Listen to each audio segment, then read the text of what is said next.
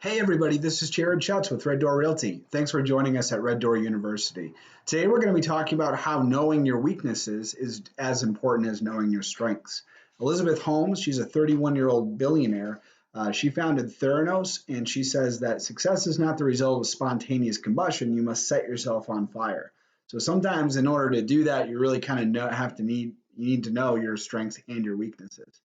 So, quick shout out to Team Toga 3 at Red Door. Craig, Robin, and Jared, they just closed 8 Divine Drive. They have about 40 clients in the pipeline, and they also have a pretty good business that's starting to gear up for real estate. So, congratulations to you guys. So first, let's start with your strengths. The strengths are kind of easy. You look at all the stuff that you're good at, you try to focus on that.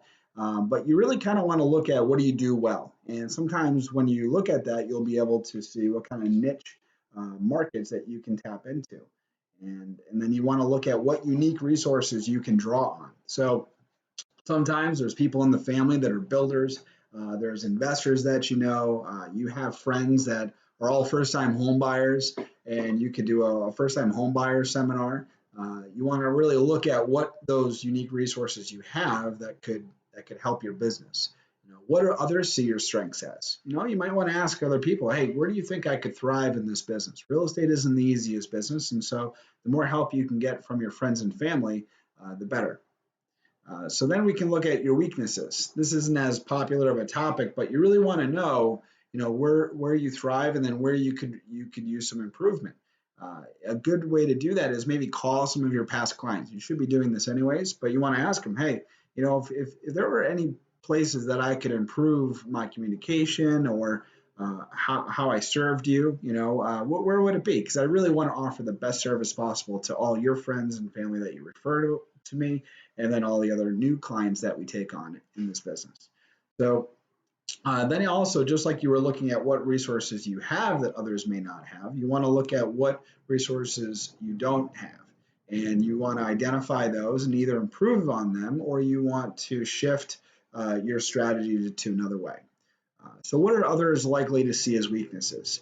You may want to also talk to not just past clients, but maybe your manager, people that know you a little bit better, and you can say, hey, listen, where should I focus on improving? And then you can do what's called a 1-3-5, and you can really set goals to improve that. So after you look at your weaknesses, you want to look at opportunities. This business, as most businesses, are full of opportunities. So, what opportunities are open to you? Are you going to the town meetings? Do you know when new projects are hitting the market? Are you, driving around your neighborhood in a golf cart and doing a geographical farming video that you can send out to people so that they know that you know the neighborhood better than anybody else? What trends can you take advantage of? What are people looking at right now? How can you turn your strengths into opportunities? Really think on that and then write it down. Set a goal for yourself. The other thing that you want to do is you want to look at threats. Zillow right now, they have this thing called instant offer. And so basically a seller can contact them and ask them, hey, I want an offer within 48 hours and they'll get it. So that's not in our area yet, but we want to prepare for those types of threats and how we're going to, as real estate agents, communicate that they can net more money with a licensed agent than with just this offer from Zillow. So you want to look at also like Redfin and some of the other companies and other agents that might be looking into your farm as well. Study them. Do an hour a week where you can kind of look at the people that are coming into the market and find out what they're doing so that when you go in and you meet with a client, you're well informed. So knowing what your competition, Art of War, that's a great book. It talks a lot about that. What threats do your weaknesses expose you to?